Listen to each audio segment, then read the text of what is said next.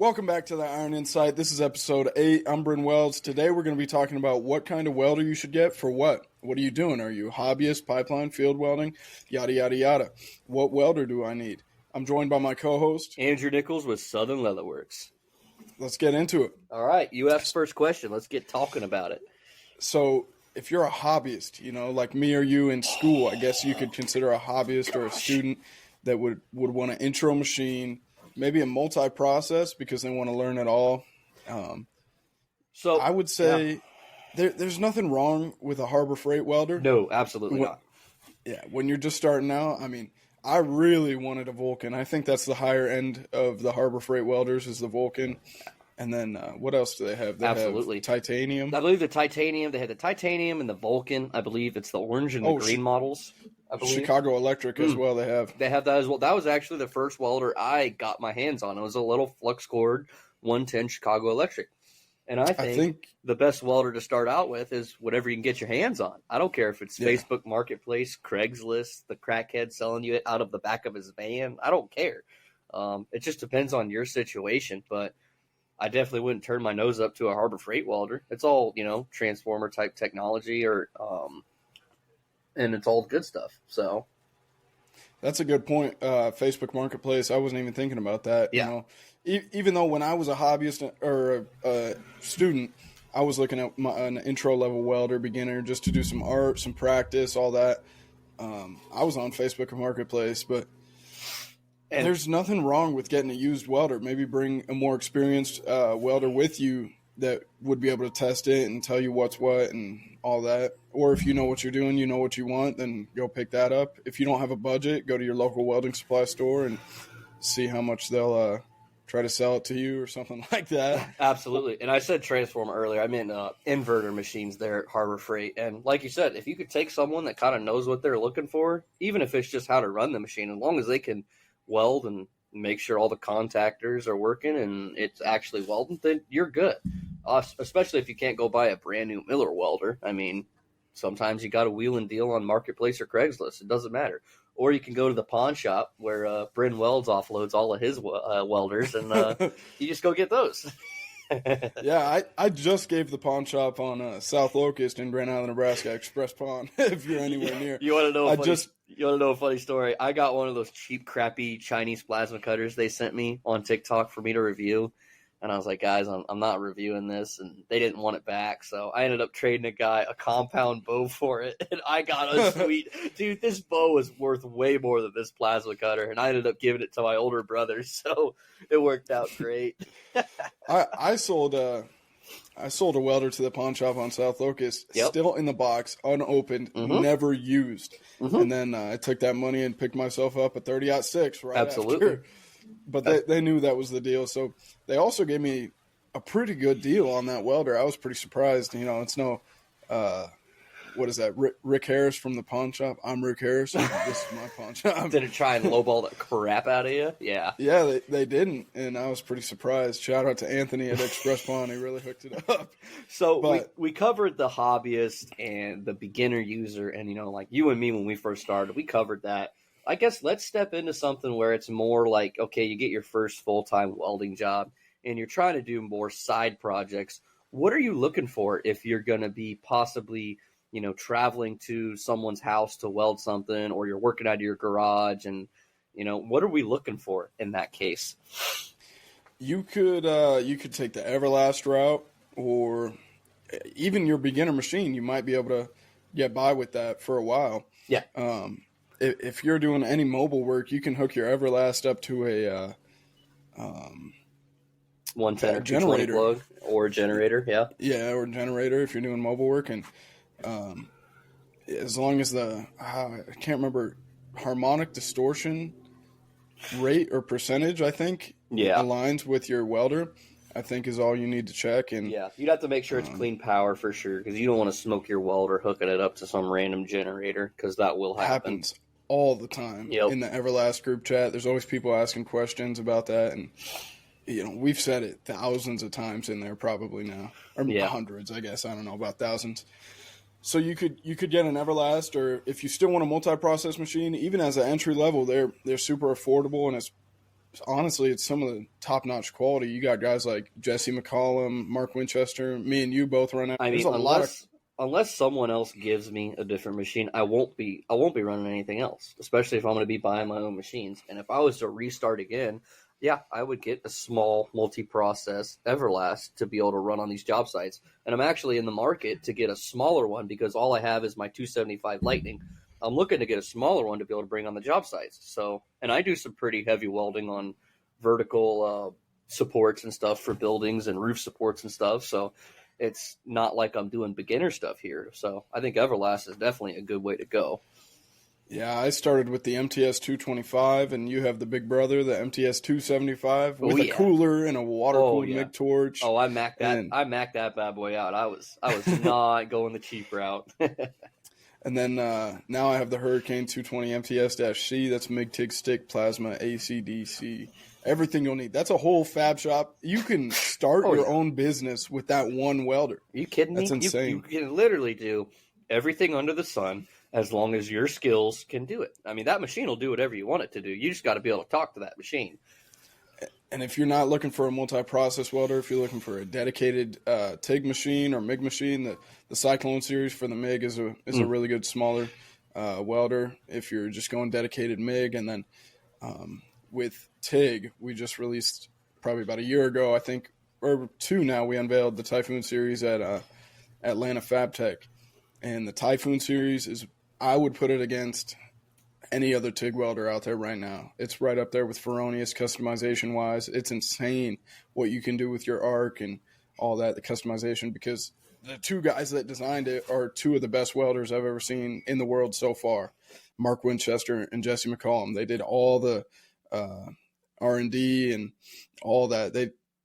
They built that. Those are their babies. As you know, we had Jesse McCollum on the podcast, what was that, 2 episodes ago now? And go listen to that episode, by the way, if you want to learn more about Everlast and all that. So, yeah, you could go with the Typhoon for dedicated MIG, the Cyclone series for dedicated MIG, Typhoon for TIG. I think I messed that up. And they got plenty of multi-process welders as well. Now, say somebody's wanting to get into the pipeline. What are we going with? Obviously, neither of us have ever pipelined, so take this with a grain of salt, but this is what we know off of our friends and connections we made in the industry so far. I think what I heard in Jason Becker's podcast the other day was that they stopped manufacturing new SA200s and they're switching to the Vantage-only series. Lincoln is. And now you can go with the Miller as well, the Miller Big Blue 800, as we saw at FabTech, me and Andrew in Atlanta. It's an insane machine. It's huge. I don't even remember how many outlets there were. It's crazy. You would need a flatbed for sure to fit it on the back of a truck or a trailer or something. It's massive welder. And so, yeah, Lincoln's done manufacturing the SA200, but there's plenty of old gems out there of that series where they, I don't know, if you need to work on your SA200, change the oil, whatever, you break some part. The thing is, in West Texas or anywhere where there's a big oil field scene or pipeline, all the local machine shops are going to know everything about every part. There's going to be parts made, parts in stock, people that can repair this, repair that, because it's so common. It's such a common machine. It's, old, reliable. Everybody knows the SA200. Everybody on the pipeline knows that. Even not on the pipeline like me and Andrew. So the SA200 would be a very reliable route if you're going to pipeline or do any kind of mobile work, heavy-duty mobile work. It's an engine-driven machine. We had 2 buddies in my school that got it right before graduation, and now they're out welding in the field. Another thing about the field is you could, if you're just a sole repair/maintenance guy, then you can get a suitcase welder to take on to jobs with you, like at Slag Slinger on TikTok. He runs a suitcase sometimes, and if you see him, he does a lot of iron working and repair and maintenance. A suitcase welder will get you by, or an engine-driven machine like we were just talking about, the SA200, the Vantage series, Miller's Big Blue. I'm not sure what else Miller has for engine-driven. I can't remember. And so you could go the suitcase route. You could go Everlast or a Lincoln Weld Pack or a smaller machine that can be run off of a generator. something like that. If you're going custom auto shop, you want to talk about custom auto shop welding, you're going to want maybe a MIG welder. If you're doing like MIG like TIG cosmetic welds, if you're doing exhausts and intakes and all that, then you could go with a fancy TIG machine, your Feronius, your iWave series. Actually, that might be the MIG machine. I can't remember. So you can go with the Feronius route if you want a lot of fancy doohickeys and whatnot, and knickknacks. Or you can go with the Typhoon. They've got the Typhoon from Everlast. The customization on that arc is insane. You can get the upgraded Nova TIG torch and foot pedal package worth $100 value through the link in the show notes if you want. That's just a shameless plug for me. There's guys like Austin Hill and Johnny Dabbs and Mark Winchester and Jesse McCollum that run the Typhoon series, and two of them built it from the ground up, as we said earlier. That it's made. I would honestly, if I was doing any custom auto fab work that's cosmetic and really matters, I would die to get my hands on a Typhoon. Even now, I would die to get my hands on a Typhoon 230, 330. Now they got the 500 if you need 500 amps for whatever reason, whatever you're doing. You could also go the mass fab. If you're in mass fabrication, maybe you started your own shop or you're a supervisor at a shop, you're looking to upgrade your welders. If you're going the mass fabrication route, I really like the Miller Intellix Elite wire feed and the Miller Delta Weld 350. That's what I run at work for MIG welding. AC/DC, we have a dual feeder. So we have stainless spool on one side and then a metal core spool on the other side. And the customization with that is really nice too. The profile pulse, you can just run a straight bead but get that MIG like TIG look. It'll weave it for you. It's insane. The pulse on there is really nice. No spatter, runs hot, deep penetration, low heat affected zone. It's such a nice machine. It's really customizable to the welder using it. So that's what I like a lot for mass fabrication. And when I was at my previous shop that was mass fabrication as well, they were switching to that exact setup, but not the dual feed wire feeder. It's not a touch screen, but it's got a digital LED screen with these buttons and sequins and trigger and your weld. You can customize everything. It is so nice to be able to do that. When we go back to field welding and mobile work, you can now, each company is coming out with a battery powered welder. I think Miller or Lincoln has had theirs for a couple of years. Somebody commented on one of my posts, and